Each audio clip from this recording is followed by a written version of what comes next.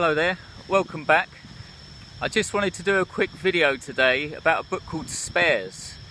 I picked this up recently in a second-hand bookstore and I wasn't sure about it at first because the front cover looks like a kind of young adult book cover.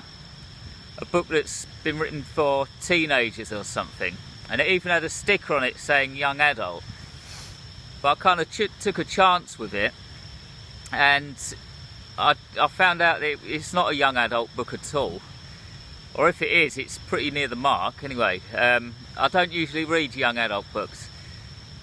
It's a great book. It's published in 1996, I believe, and it follows an ex-cop as he kind of wanders through a decadent city, and the story's got a really neo-noir feel to it, which I love.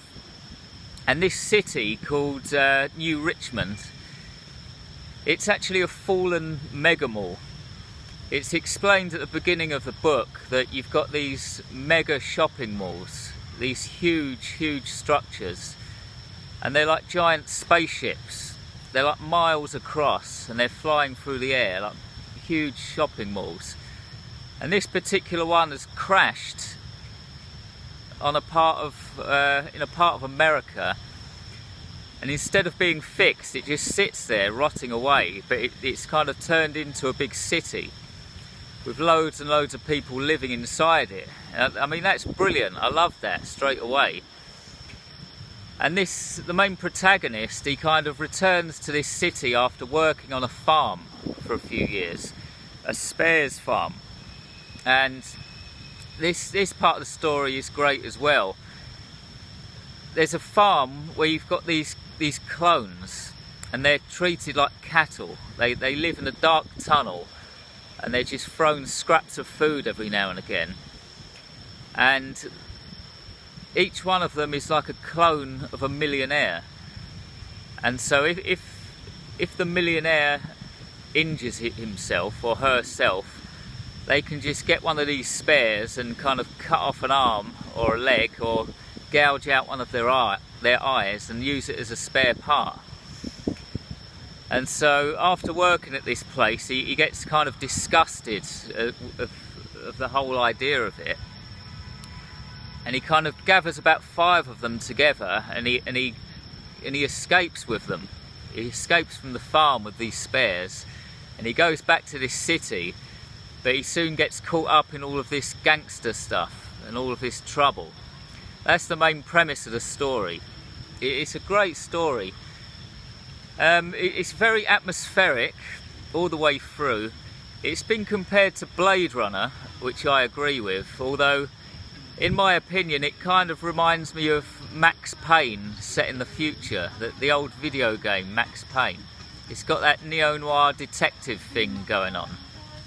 I love it. It's a great story, beautifully written, and every page is rich with these observations and jokes, and that's a good thing. It's a scary book, but it's got jokes in it. It doesn't try to be serious and scary all the way through. It's a nice balance, and you come across these future ideas as well. Like, one of my favourite ones was that there's a prostitute in this book, and the prostitute has got a kind of a microchip implanted in her eye, and so every time a punter comes along, or a customer, they get out their credit card and they kind of scan their credit card over her eye, and funds get withdrawn from their bank account and go straight into the bank account of the pimp.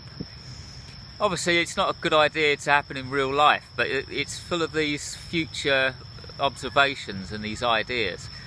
There's another character that's got like glow-in-the-dark tattoos on his head and stuff. I like that part of it. Another good thing about this book is the main protagonist is imperfect. You know, in real life, nobody's perfect, are they?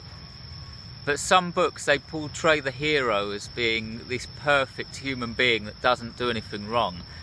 But this book doesn't fall into that trap.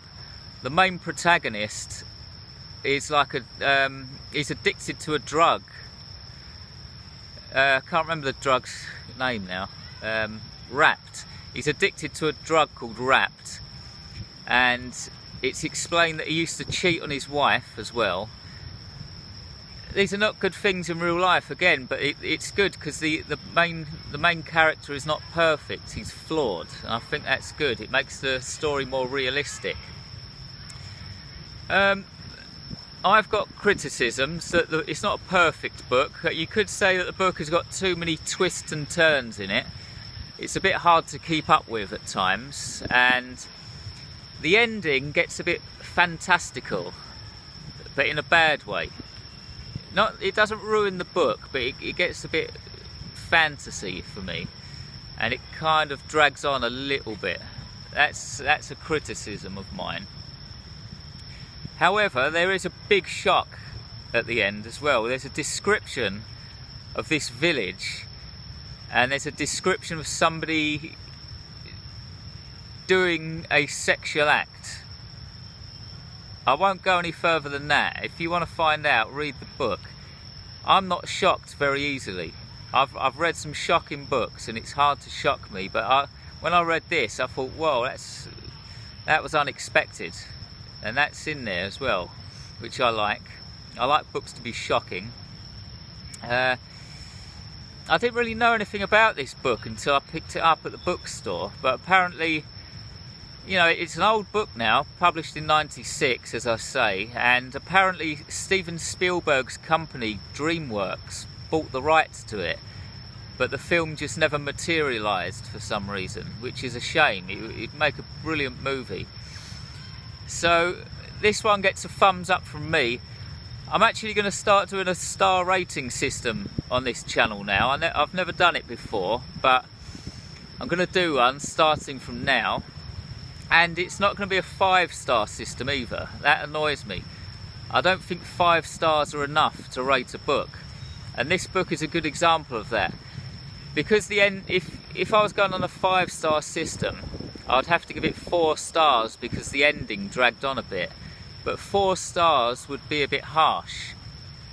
I think this book, it's a good book, so I'm going to go for a 10-star rating system, and I'm going to give this book 9 stars out of 10. It's not perfect, but it's very, very good. So it gets 9 stars. I do recommend reading this one. I'd like to quickly mention that my own book of short stories, The Edge of Insanity, is available for free on Smashwords until the end of this month. And that's it, another quick book review. Thanks for watching. Try to have a great day on this weird, peculiar,